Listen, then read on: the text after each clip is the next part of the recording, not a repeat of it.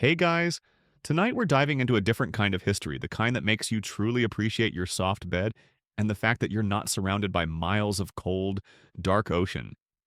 We're going to explore the truly terrible, boring lives of people who had to endure mind-numbing routines and bone-deep loneliness, all for the sake of a single, flickering light. As you get comfortable, maybe tucking an extra pillow under your head or pulling that blanket just so, I want you to imagine what it would be like to wake up every single day and see nothing but the vast, gray sea stretching out to a horizon that never, ever changes. It's a reality check. A gentle reminder that while your to-do list might seem long, it doesn't involve scraping bird guano off a lantern lens in the middle of a storm. So, before you get comfortable, take a moment to like the video and subscribe, but only if you genuinely enjoy what I do here. Let me know where you're listening from and what time it is for you in the comments below. Now, dim the lights. Maybe turn on a fan for that soft background hum, and let's ease into tonight's journey together. You're a lighthouse keeper, or more accurately, you're about to become one. The year is 1888 and the world is a different place. The air smells of salt and something else, a kind of damp, metallic cold that seems to cling to everything. The last boat has left, its horn a mournful cry fading into the thick fog, and now you are alone. The solitude isn't immediate, of course. For the first few days, there's a kind of novelty to it. You explore your new home, running your hand along the spiral staircase, a helix of cast iron that seems to climb forever into the sky. You inspect the massive Fresnel lens, a magnificent work of glass and brass that sits at the top, refracting light in a way that is nothing short of magical. You imagine the ships out there, their captains relying on your light, their lives in your hands. It's a powerful feeling. But that feeling, like the last echoes of the boat's horn, soon fades. The days begin to blur into an endless cycle of chores.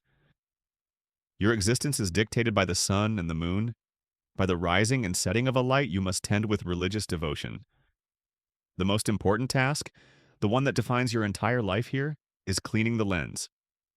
It's not just a quick wipe down, it's a meticulous, hour-long ritual. You climb to the lantern room, the wind rattling the glass panes, and you begin. You use a chamois cloth and a special polish, working in small, careful circles. You have to remove every single speck of salt spray, every bit of soot, every tiny smear. A single smudge could diminish the light's reach, and a ship could go down because of your carelessness. You repeat this task every day, morning, noon, and night. You check on the lens, a silent, unblinking eye staring out at the world. Then there are the less glamorous chores. You have to maintain the lamp itself, which is often a heavy oil lamp. You trim the wick, a careful operation that requires a steady hand and absolute precision. A poorly trimmed wick could create a weak, smoky flame, another danger to the sailors you are meant to protect.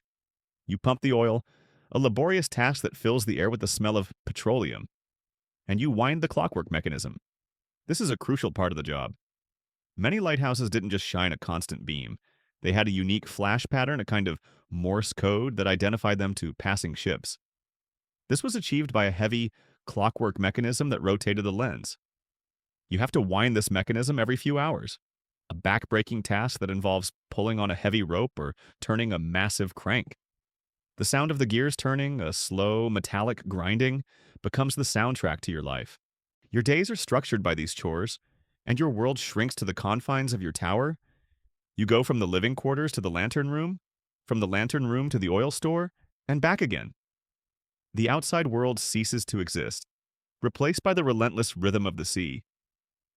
You watch the same waves crash against the same rocks. You see the same gulls circle in the same patterns. The view from the top of the tower is spectacular. Yes, but after 1,000 days of seeing the exact same thing, spectacular becomes merely a synonym for the only thing there is. The loneliness is a slow, creeping thing, like the fog that rolls in from the sea. It doesn't hit you all at once. At first, you might talk to yourself, narrating your chores or singing old songs. But soon, your voice feels strange in the silence. The only other sounds are the wind, the waves, and the groan of the tower itself as it flexes against the elements. You start to notice the small things, the way the dust motes dance in the shaft of sunlight that comes through the window, the faint smell of mildew in the library, the rhythmic ticking of a clock that seems to be counting down your sanity. Historians still debate the true psychological toll this isolation had on keepers. While popular stories often focused on tragic breakdowns, the reality for most was a kind of quiet, steady endurance. It was a job for a certain type of person, one who could find a strange kind of peace in the monotony. A simple, undisputed historical fact is that many lighthouse keepers, especially in the 19th century, were veterans who had lost limbs or were otherwise unfit for manual labor. The quiet, repetitive nature of the job was perfect for them, a stark contrast to the chaos of war. You, however, are not a veteran. You are just a man, or maybe a woman, hired to keep a light. You brought books with you, a trunk full of novels and poetry. You thought you'd finally have time to read them all. But the long, gray days make it hard to focus. The words swim on the page, and your mind drifts. You find yourself staring out the window, watching a distant ship that you can only see as a tiny, impossible speck. You wonder where it's going, who is on it, what stories they have. Your own story, meanwhile, is becoming a blank page. One of the more bizarre and little-known details about a keeper's life was the constant battle against pests. Not just rats and mice, which were a given, but insects and even birds.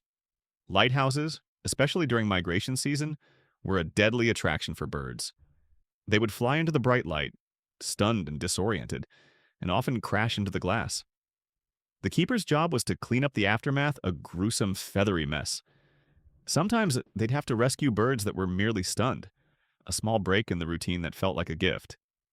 Imagine that, a moment of connection with a living thing, even a terrified little bird, breaking the vast emptiness of your day.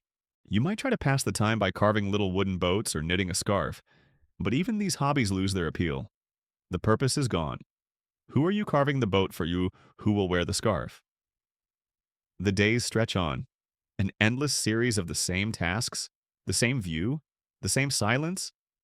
The only real drama is the weather. A storm, for instance, is a terrible, thrilling spectacle. The tower groans and shudders. The wind howls like a living thing, and the waves crash against the rocks with the force of 1,000 hammers. You're afraid, of course, but it's a feeling, a real, visceral feeling, and you welcome it. It's better than the slow, quiet decay of your spirit. You're a cog in a machine, a vital one, but a cog nonetheless. You exist to turn a crank, to polish a lens, to keep a flame burning. And as you sit there, listening to the monotonous tick-tock of the clockwork mechanism you just wound, you feel the slow, heavy weight of your purpose settling on you. You're not a hero saving lives. You're just a person doing a job, an incredibly boring, incredibly lonely, and surprisingly difficult job. And the night stretches out before you, the vast, empty canvas of the sea and the sky, waiting for the light you must provide. You're no longer in a lighthouse, but the feeling of monotonous duty has followed you. The year is now 1905, and your new occupation is that of a night watchman at a vast, sprawling factory complex. The silence here is different. It's not the natural, all-encompassing quiet of the sea, but a man-made, mechanical stillness. The air is thick with the lingering scent of grease, sawdust, and a dozen other industrial odors. The machines are dormant, hulking metal beasts sleeping in the shadows, their purpose temporarily paused. Your job is to make sure they stay that way, and that nothing or no one disturbs their slumber. Your shift begins at dusk. The last of the day workers are trudging out, their faces smudged with dirt and fatigue. They give you a quick nod, a tired acknowledgement of your role, and then they are gone. You are handed a heavy brass watchman's clock and a key. This clock is your constant companion, a physical representation of your responsibility. At various checkpoints throughout the factory, there are small metal boxes. You must insert the key into each box, and it stamps the time and location onto a paper disc inside the clock. This creates a record of your rounds, an unassailable log that proves you were where you were supposed to be, when you were supposed to be there.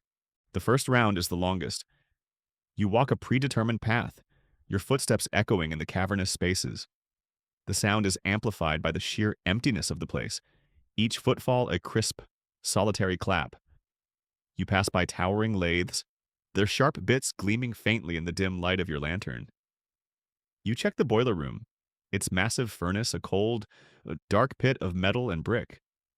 You make your way through the lumber mill, the smell of fresh cut wood still strong in the air, and you feel the fine, almost invisible layer of sawdust on everything you touch.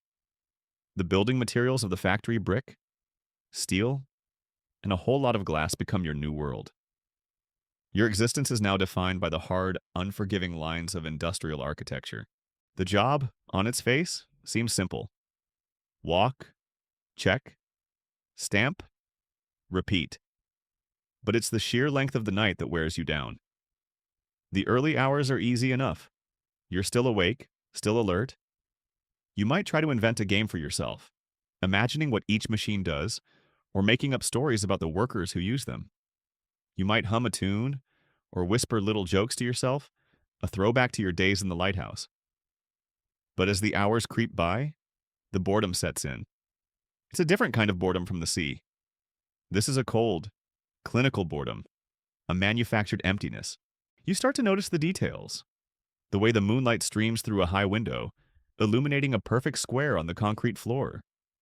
The way a tiny drip of water from a leaky pipe creates a rhythmic, insistent plink. Plink. Plink that threatens to drive you mad.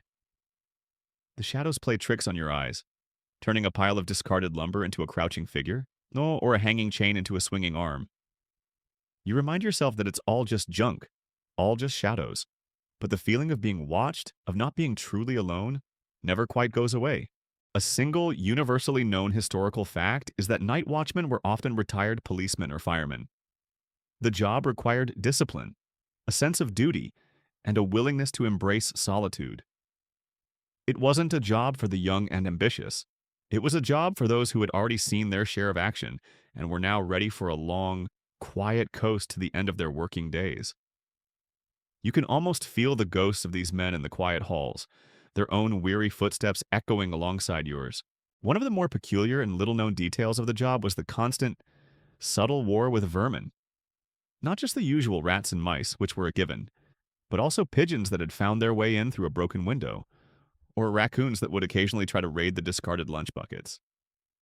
Dealing with these small intrusions, shooing a flock of pigeons out of a machinery bay, or trying to chase a wily raccoon out of the loading dock, became a strange kind of entertainment.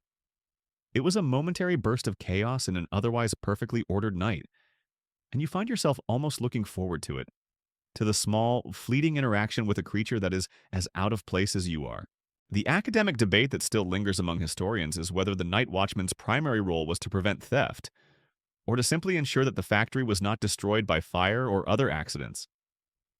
The watchman's clock, after all, was more of a tool for accountability than for crime prevention.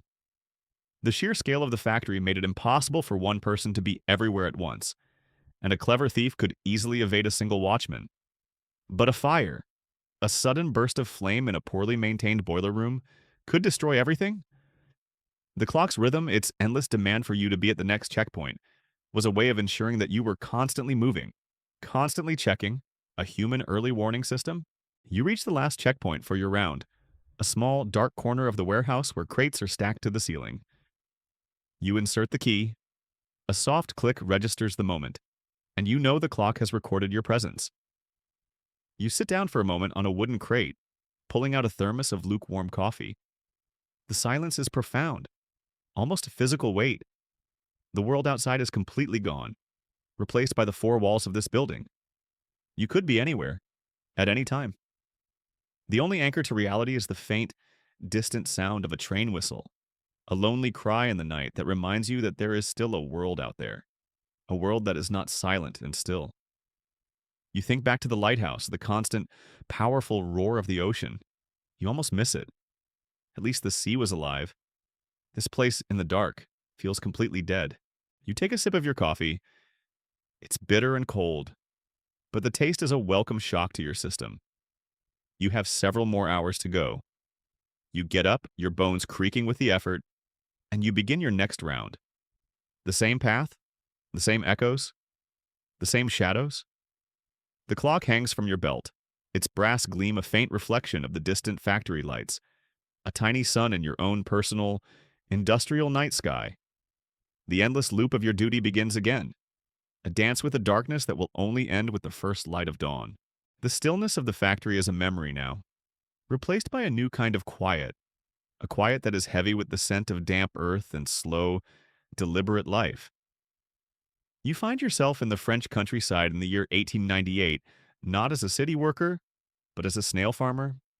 Your new world is a meticulously organized garden, a heliciculture park, as the experts call it. And your charges are thousands upon thousands of tiny, shelled creatures. This isn't a glamorous job. It's not the kind of work that gets songs written about it. It is, by its very nature, a slow and painstaking grind. Your day begins just before dawn, before the snails have fully settled in for their daytime slumber. You have to check on them to ensure that the enclosures are secure and that there are no predators lurking.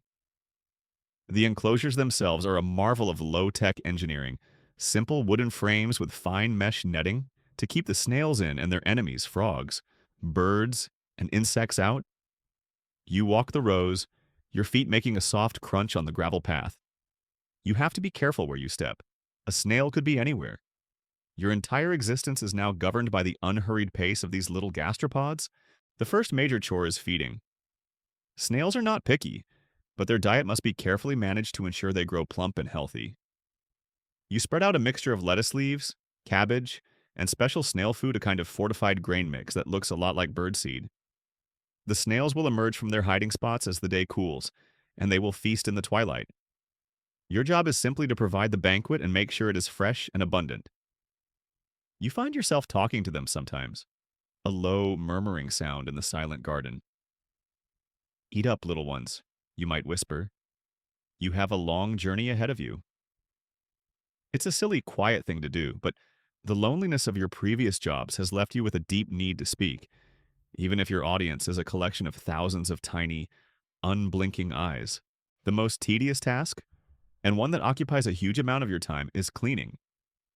Snails, as you quickly learn, leave a lot of slime and droppings. You have to go through the enclosures and remove the waste, a meticulous process that involves a small brush and a shovel. You also have to mist the enclosures with water to keep the humidity high, a task that has to be done just right. Too much water and the snails might get a fungal infection. Too little and they will retreat into their shells and refuse to eat. You become a master of the subtle, damp balance of the snail habitat. The smell of wet earth and decaying vegetables is your new reality. One of the most fascinating and little-known details about snail farming is the process of egg collection. The snails are hermaphrodites, meaning they have both male and female reproductive organs, and they will lay their eggs in the soil. Your job is to carefully search for these tiny, pearly white eggs and move them to a special nursery. You have to do this without disturbing the soil too much, a delicate operation that requires you to crawl on your hands and knees, gently sifting through the dirt with your fingers. It's an exercise in extreme patience, a slow and quiet treasure hunt that can take hours. The eggs themselves are surprisingly beautiful, like little opalescent pearls, and the sight of them is a small reward for all your careful work. A simple, widely known historical fact about heliciculture is its long history. Snails have been a delicacy for centuries, with evidence of snail farming dating back to the Roman Empire. The Romans, in their typical fashion, were experts at it, building special enclosures to raise snails that were then fattened on wine and special grains. The fact that you are engaging in a tradition that is thousands of years old doesn't make your back hurt any less from all the crouching and crawling, but it does give your seemingly pointless work a little bit of historical weight. Historians still debate whether the life of a snail farmer was truly as solitary as it seems. While the work itself was often done alone, many farms were family operations, and the daily rhythm of work was a shared experience. However, for a hired hand like you, the reality was often one of quiet isolation, broken only by the occasional visit from the owner or a local merchant who came to buy your stock. You are just a laborer, a cog in a much larger culinary machine, and your connection to the world is tenuous at best. Your days are filled with these tasks, and the world outside the snail park fades away. You forget the roar of the ocean and the echo of the factory. Your senses have become attuned to a new set of stimuli, the slow movement of the snails, the soft sound of their tiny shells rubbing against each other, the quiet rustle of leaves as they crawl across them. You learn to recognize their various moods the way they stretch out their soft bodies when they are content. the way they retreat into their shells when they are disturbed. You are a shepherd, and your flock is a silent army of mollusks. You sit on a low stool in the afternoon sun, watching your charges slowly, deliberately, make their way across a lettuce leaf. You have a few hours of quiet before you have to start the nightly checks again. You might take out a book, but the words seem to swim on the page. The pace of your life is now so slow that you can't seem to find the energy to engage with anything faster. Your mind drifts, and you find yourself just staring at the snails, wondering what they think about, if they think at all. It's a strange kind of peace, born of exhaustion and a kind of profound, quiet boredom. You are a keeper of slow time, a master of the mundane, and the only light you tend is the one that glints on the dewy, slimy back of a snail. The quiet, earthy world of snail farming is a distant memory, replaced by the hushed, almost reverent atmosphere of a medieval monastery scriptorium.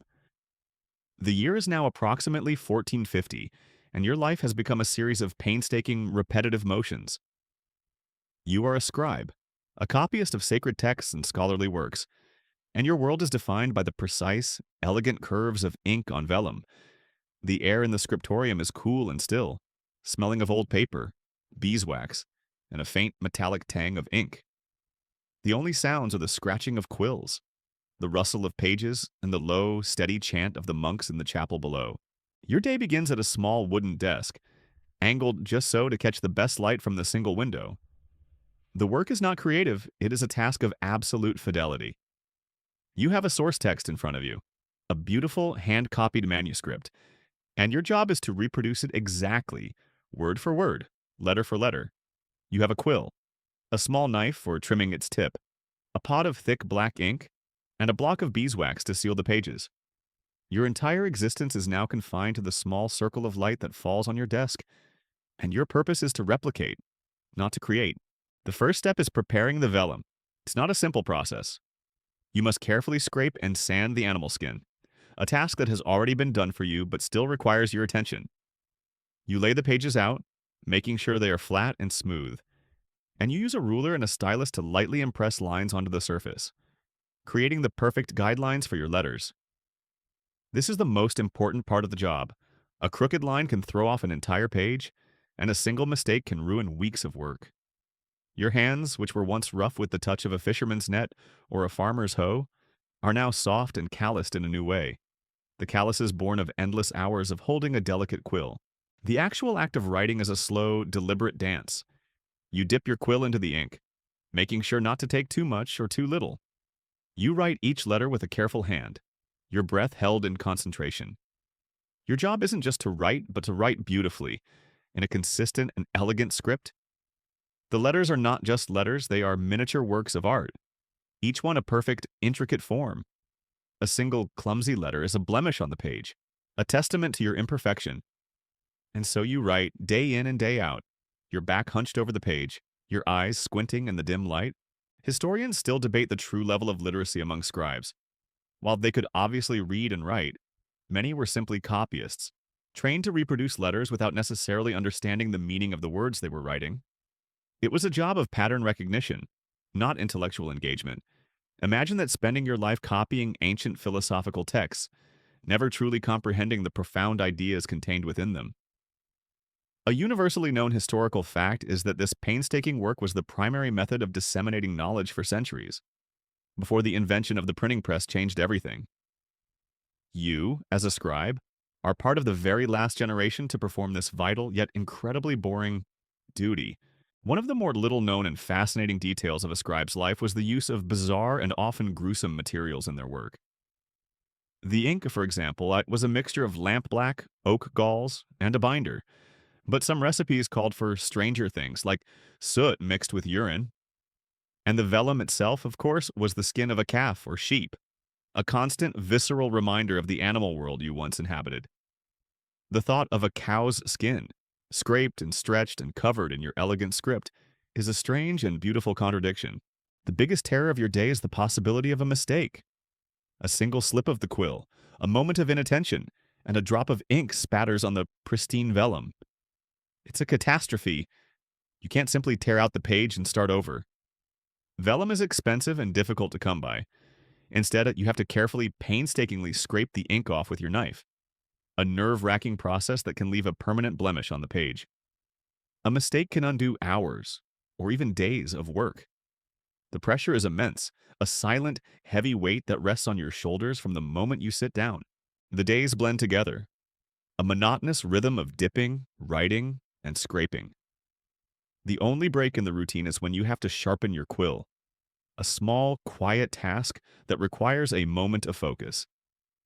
You find yourself noticing the smallest details, the way the light changes throughout the day, the different shades of ink that you use, the subtle imperfections in the vellum. These tiny details become your entire world, and the larger world outside the world of kings and wars and plagues is just a distant echo. The silence of the scriptorium is profound, a meditative hum of concentration. You're a human printing press, a machine for the reproduction of knowledge. But you're a tired machine, a machine with a back that aches and eyes that sting. The slow and meticulous work, which was once a point of pride, has become a kind of quiet torment. You long for the simple, honest toil of the lighthouse, or even the endless, empty corridors of the factory. At least there, the boredom was a big, open space. Here, it is a tiny, cramped box, a prison of ink and vellum. The hours stretch on, and you write, and you write, and you write. Your mind as blank and clean as the page before you. The silence of the scriptorium, with its endless scratching of quills, is now a distant ghost. You find yourself in the bustling, often chaotic world of a royal court, sometime in the 17th century. But you are not a duke or a lady-in-waiting. You are a royal servant, and your life is a study in quiet, almost invisible labor. Your new world is a labyrinth of grand halls, lavishly decorated chambers, and endless corridors. The air is thick with the scent of expensive perfume, wood polish, and the faint, ever-present odor of 100 different people living in close quarters. Your job is not to be seen or heard, but to ensure that the lives of the royal family and the court run as smoothly as a well-oiled machine. Your day begins before dawn. While the nobles are still dreaming in their silk-draped beds, you and your fellow servants are already at work. The first task is the chamber pot parade, a long, ignominious line of servants carrying out the waste from the night. It's a humbling, smelly chore, but it is one of 100 small indignities you accept as part of your station. You then have to lay out the clothes for the day, a meticulous process of picking and choosing from an enormous wardrobe, making sure every button is sewn on, every ruffle is pressed just so. Your hands, which were once accustomed to the delicate touch of a quill, are now adept at folding fine linen and polishing silver. The core of your job is waiting. You wait in the antechamber for the king to wake up. You wait for him to finish his breakfast. You wait for him to return from a hunt. Your life is a series of silent, motionless vigils. You stand for hours on end, your back straight, your eyes downcast, your mind as blank as the vellum you once wrote on. You are a human statue, a part of the palace's furniture. The conversations of the nobles, their secrets and their plots, are a constant, low murmur around you. You are a fly on the wall, an unwilling witness to history. But you are not allowed to react, not allowed to show any emotion. You have to be a perfect, silent vessel for information you can never use.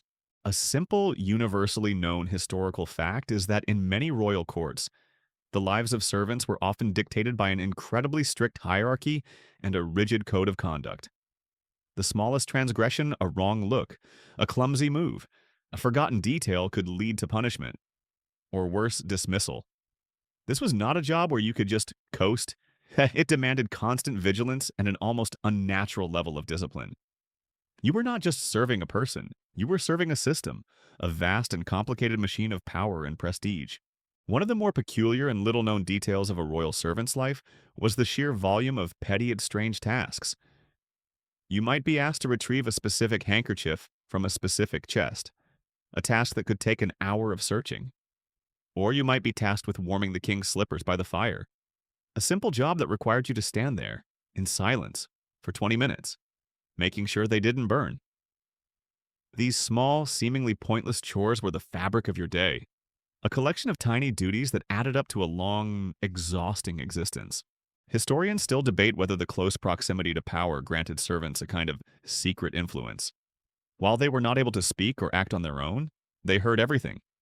They knew who was having a secret affair, who was plotting against whom, and which noble was in the king's favor. This information, if used correctly, could be a powerful tool. But for most servants, the risk was too great. To be caught eavesdropping or gossiping could mean ruin. So you keep your head down, your mouth shut, and your mind blank.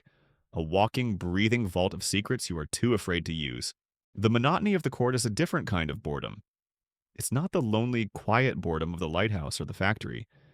It's a boredom filled with noise and people, a constant, low-level buzz of activity that you are not a part of. You move through the grand halls, your eyes trained on the floor, carrying a tray of pastries or a pile of clean linens. You are a ghost, a presence that is there but not really there. The opulence and grandeur of your surroundings, which might have been a wonder at first, have now become just a backdrop, a gilded cage for your spirit. Your work ends late, long after the nobles have retired for the night. You clean up the remnants of the evening feast, a messy, greasy affair of abandoned plates and half-empty wine glasses. You blow out the candles, the rooms plunging into darkness one by one. The silence that follows is a relief, a soft, velvety blanket that covers the day's endless commotion. You finally have a moment to yourself, but you are too tired to enjoy it. Your feet ache, your back hurts, and your mind is a weary, exhausted blank. You crawl into your own small, simple bed, a stark contrast to the lavishness of the palace, and you close your eyes. Your last thought a hope that tomorrow will not be quite so long. The opulent, suffocating world of the royal court is gone, replaced by the grim, subterranean reality of ancient Rome. The year is now around 100 AD, and your profession is one that is never spoken of in polite company. You are a sewage worker. Your new world is a network of dark, dank tunnels beneath the city, a labyrinth of brick and stone known as the Cloaca Maxima. The greatest sewer? The air is thick with a miasma of foul odors, a suffocating combination of rot, human waste, and stagnant water. The only light comes from the small, flickering flame of an oil lamp, casting long, dancing shadows on the slimy, slick walls. Your job is, by its very nature, a study in the utterly disgusting. The main task is to keep the flow moving.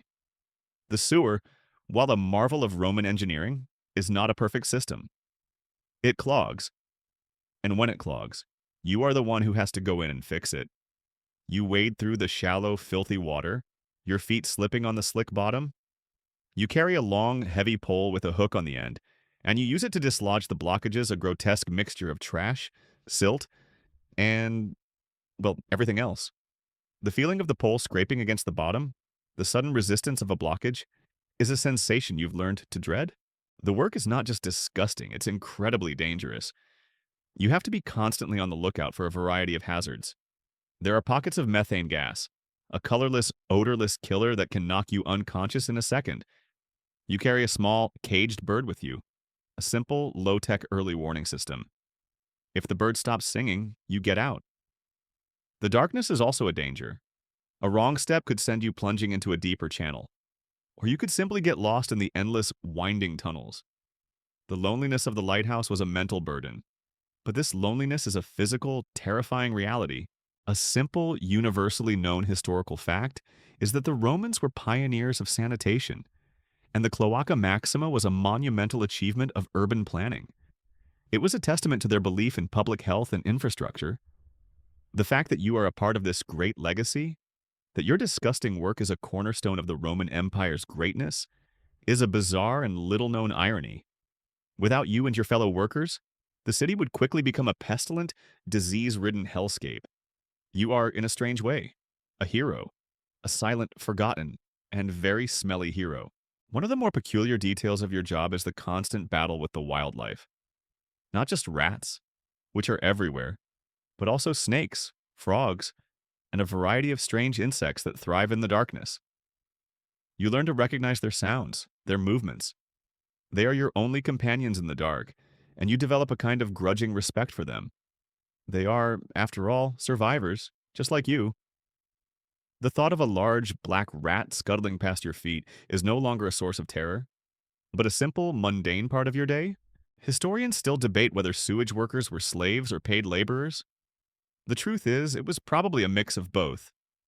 The job was so undesirable that many free men would refuse to do it, and so the work was often relegated to slaves. But there were also free laborers who, out of sheer desperation, would take the job. You in your dark, lonely tunnel don't care about the academic debate. You are simply a man doing a job, and the only thing that matters is getting through the day without suffocating or getting lost. The monotony of the sewer is a unique kind of boredom. It's a boredom born of darkness and sameness. The tunnels all look the same. The sounds are all the same. And the smells are all, well, you get used to them. Your mind, no longer distracted by the endless chores of the lighthouse or the court, begins to turn inward. You think about your life before this, a life you can barely remember. You wonder what the sun looks like, what the stars look like. You have forgotten the color of the sky. Your hours are long and arduous. You work until your lamp runs out of oil, and then you make your way back to the surface, blinking in the sudden, blinding sunlight. The smell of the city of bread and wine and spices is a beautiful, almost overwhelming sensation. You are a ghost, emerging from the underworld, and the people on the street give you a wide berth, their noses crinkled in disgust. They don't know you are the reason they can walk the streets without stepping in their own filth. They don't know that you are the silent, unseen guardian of their beautiful city. You simply walk away, your head held low, and you return to your small, simple home, your mind and body utterly exhausted by the long, dark shift in the sewers of Rome. The stench of the Roman sewers has been replaced by the dry, chemical smell of a Victorian taxidermist's workshop. It's the late 1880s, and you are now an artist of a different sort, a sculptor of the dead. Your new world is a room filled with strange and morbid artifacts, jars of chemicals, piles of feathers, and the silent, unblinking eyes of glass animals.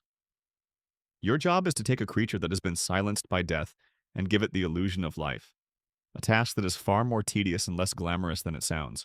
Your work begins with a body, a bird or a small mammal, brought to you by a hunter or a collector. It's not a fresh, clean specimen.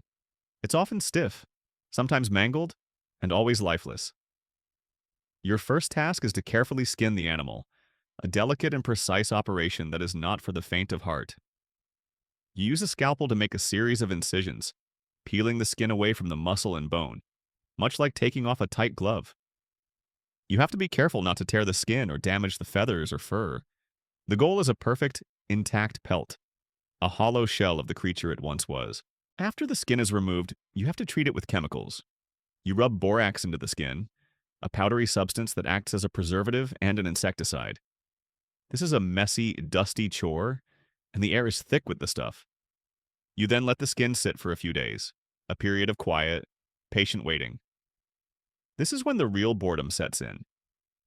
You have to check on the skin, turn it over, and make sure it's drying evenly. It's a passive, almost meditative task, but it requires your constant attention. A simple, widely known historical fact is that taxidermy was incredibly popular during the Victorian era, a time when scientific exploration and natural history were all the rage. Wealthy families would commission elaborate displays, and a stuffed exotic bird or a ferocious-looking lion was a sign of prestige. You, as a taxidermist, are a part of this cultural phenomenon, a craftsman in the service of a new kind of art and science. One of the more peculiar and little-known details of the trade was the use of arsenical soap. This was a mixture of arsenic, soap, and camphor that was rubbed onto the inside of the skin to prevent decay and ward off pests. While it was highly effective, it was also highly toxic. You wear a mask and gloves, but the smell and the ever-present knowledge that you are working with a deadly poison is a constant, low-level source of anxiety. It's a chemical dance with death, a dangerous routine you must perform with a steady hand. Historians still debate the ethical implications of this practice. While some saw it as a scientific and educational tool, others viewed it as a macabre and disrespectful act. You, however, don't have time for the philosophical debate. You are just a craftsman trying to make a living. You are a bridge between the living and the dead, a quiet facilitator of a peculiar cultural obsession. The most tedious part of the job is the actual stuffing and mounting. You build a new body for the skin, a kind of internal armature made of wire, wood shavings, and tow a coarse hemp fiber. You have to be a sculptor, A kind of inverse anatomist, building a new skeleton and a new muscle structure from scratch. This is a painstaking, slow process. You have to get the proportions just right, the posture believable. You spend hours, sometimes days, just shaping the body, and you realize that the real art of taxidermy isn't in the skin, but in what's inside. Finally, you add the eyes. They are glass, a beautiful, lifeless orb that you place into the eye sockets. This is the moment of truth. A well-placed eye can give the creature a spark of its former life, a sense of its wildness and its energy. A poorly placed eye can make it look dead and unnatural. A simple lump of skin and sawdust? You spend hours adjusting them, moving them just so. A small, tiny movement that can make all the difference. Your days are filled with this patient, repetitive work. You might spend a week on a single bird and a month on a large fox. The silence of the workshop, broken only by the snip of wire cutters and the rustle of feathers, is a familiar companion. You are alone with your creatures, a quiet god creating a world of inanimate life. It's a strange, lonely existence, a life spent in a still, silent space between the living and the dead. The stillness of the taxidermist's workshop, with its quiet, morbid art, has vanished. You now find yourself in a different kind of quiet, a meticulous, almost silent world of gears, springs, and tiny, intricate parts. The year is 1742, and you are a clockmaker in a small, bustling European city. Your new world is a small, tidy workshop, filled with the constant rhythmic ticking of a dozen different clocks. The air smells of brass, fine oil, and sawdust. Your work is no longer about preserving the past, but about creating and maintaining the very fabric of time itself. Your day begins with the light from a large, paned window falling across your workbench. Your tools are laid out in a neat, precise order: tiny tweezers, a jeweler's loupe for your eye, and a collection of files, hammers, and screwdrivers, all scaled down to an impossibly small size. The most important tool, however, is not on the bench. It's inside your own head, a profound, almost unnatural level of patience. The work you do is a study in infinitesimal detail, a test of your hand's steadiness and your mind's focus. The core of your job is the repair and assembly of clocks. A local merchant might bring in a pocket watch that has stopped, its intricate heart seized by a speck of dust or a broken spring. You have to carefully, painstakingly dismantle it. Each gear, each spring, each tiny screw is removed and laid out in a specific order on a felt cloth, a miniature galaxy of brass and steel. One lost part, one misplaced gear, and the entire mechanism is useless. Your mind has to be a perfect map of this inner world, an intricate blueprint of a machine you can barely see with the naked eye. A simple, universally known historical fact is that the development of accurate clocks and watches was a major driver of scientific progress. The ability to precisely measure time was crucial for navigation, astronomy, and a dozen other fields. You, as a clockmaker, are not just a simple craftsman. You are an essential part of the scientific revolution, a humble engineer in the service of human discovery. One of the more peculiar and little-known details of the trade was the practice of tuning a clock. Just like a musician tunes a violin, you have to listen to the clock, to the rhythm of its tick-tock. To determine if it is running correctly, a fast tick could mean a broken spring, a slow tick could mean too much friction. You learn to read the silence between the ticks, the subtle variations in the rhythm. The sound of a perfectly tuned clock, a steady, hypnotic tick-tock, tick-tock, is a sound of pure contentment, a small, perfect moment of order in a chaotic world. Historians still debate whether clockmakers were seen as artisans or scientists. Their work required a deep understanding of physics, mechanics, and material science. But it was also a creative, hands-on craft. The beautiful, intricate casings of the clocks and watches were works of art, but the mechanisms inside were a testament to pure, applied science. You are an artist and an engineer, a person who straddles the two worlds with a quiet grace. The most tedious part of your day is the waiting. You cannot rush a repair. A spring needs to be perfectly tempered. A gear needs to be perfectly polished. You will spend hours, sometimes days, just working on a single part. You will file a tiny tooth on a gear, check it with your loupe, file it again, check it again, and repeat the process until it is perfect. It's a slow, repetitive dance of precision. Your back aches from being hunched over the workbench. and your eyes sting from the endless close work. But you continue, a silent, unwavering machine of a man. The monotony of the clockmaker's life is a different kind of boredom. It's an active, engaged boredom, a kind of meditative focus that borders on obsession. The outside world, the noisy streets, the political intrigues, the distant wars seems to fade away. Your entire universe shrinks to the size of a tiny gear, a small, spinning piece of metal that you must make perfect. The ticking of the clocks becomes a comforting blanket, a constant reminder that even in a world of decay and chaos, you are in control of at least one thing: the passage of time. The intricate, rhythmic world of the clockmaker has faded, replaced by the relentless, dusty clamor of a medieval mill. The year is now approximately 1350, and your job is to turn grain into flour, a task that is as simple in its purpose as it is exhausting in its execution. Your new world is a dark, cavernous building, the air thick with the fine, powdery dust of ground wheat. The only sound is the constant, groaning rumble of the millstone, a rhythmic, hypnotic sound that becomes the very soundtrack of your existence. Your day begins before the sun rises. The miller, who owns the mill, is already there, a silent, gruff figure who has a kind of symbiotic relationship with his machine. But you are a hired hand, a laborer, and your job is the raw, physical toil. Your first task is to bring in the grain, which arrives in heavy sacks carried on the backs of mules. You have to hoist these sacks onto your shoulder, a back-breaking effort that requires you to be strong and tireless. You carry the grain into the mill, the dust rising in clouds with every step, and you dump it into the hopper, a large, funnel-shaped container that feeds the grain into the grinding mechanism. The core of your job is to monitor the process. You have to make sure the grain flows evenly from the hopper to the stones. A blockage could stop the mill, and a sudden surge could cause the stones to grind too quickly, resulting in poor quality flour. You stand there, a silent, solitary figure in the midst of the noise and the dust, your eyes fixed on the flow of the grain. The noise of the stones is deafening, a low, constant rumble that vibrates through your bones. You have to shout to be heard, but there is no one to talk to.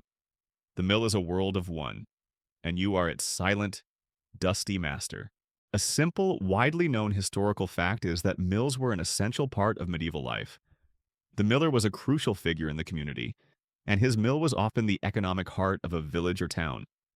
The fact that you are a part of this vital chain, a cog in the machine that feeds a community, doesn't make your lungs any less full of dust or your body any less tired. You are a laborer, a silent, unappreciated force that keeps the world turning. One of the more peculiar and little-known details of a miller's life was the constant battle with the elements. A sudden drought could mean there was no water to turn the wheel, and the mill would sit silent and still, a useless hulk of wood and stone. A flash flood could be even worse, as it could damage the wheel and the mill itself. You, as a laborer, are at the mercy of forces far greater than yourself. You learn to read the river, to know its moods, to understand its rhythms. The mill and your life are tied to the ebb and flow of the natural world. Historians still debate whether millers were trusted or feared.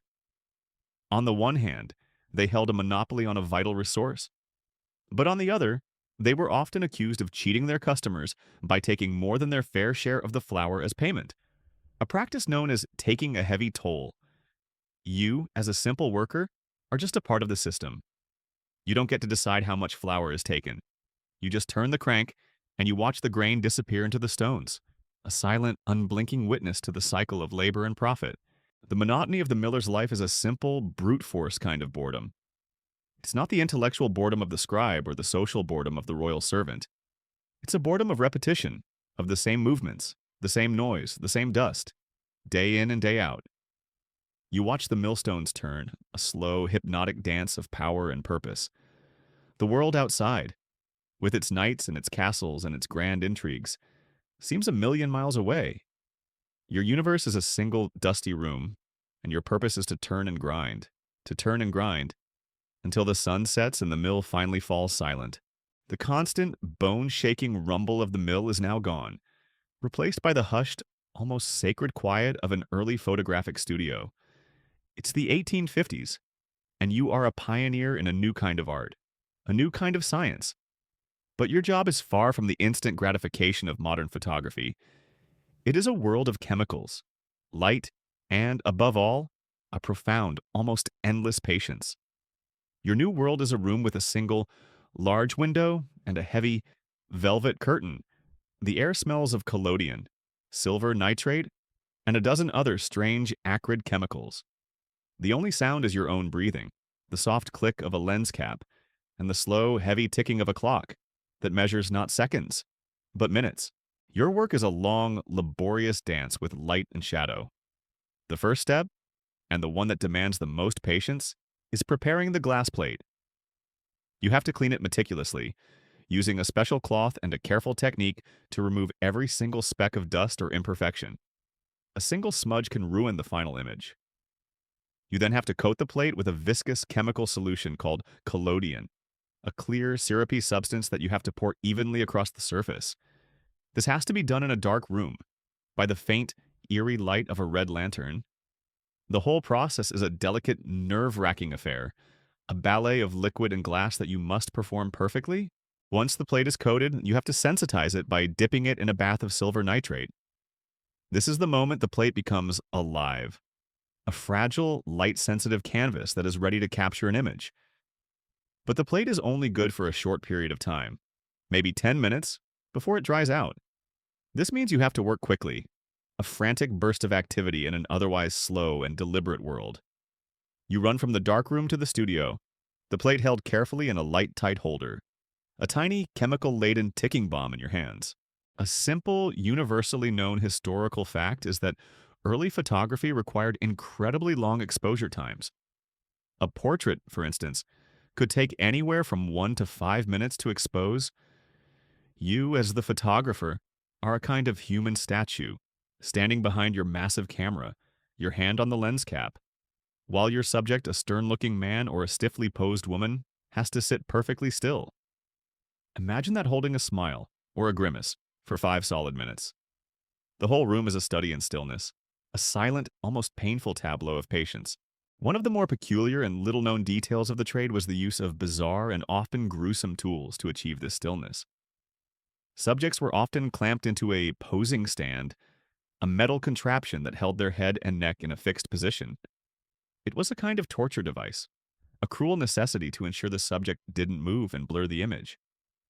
The knowledge that you are essentially clamping people into place so you can capture their likeness is a strange, quiet burden, a small, dark secret that you carry. Dark. Historians still debate whether early photographers were artists or technicians. The work required a deep knowledge of chemistry and optics, but it also required an eye for composition, light, and shadow. The photographer was a kind of wizard, a person who could freeze a moment in time. But the magic was all in the science. You, as a photographer, are both.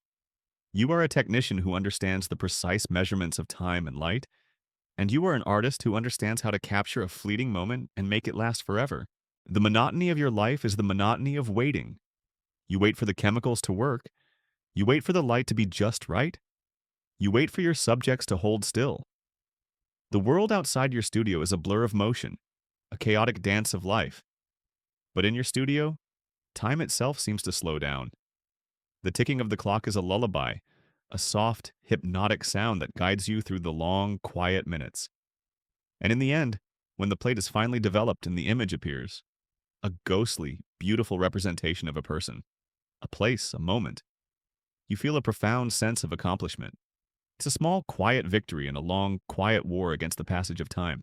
We've traveled through time and place, from the lonely towers of a lighthouse to the dusty halls of a mill, from the bustling halls of a royal court to the quiet, chemical-laden studio of a photographer.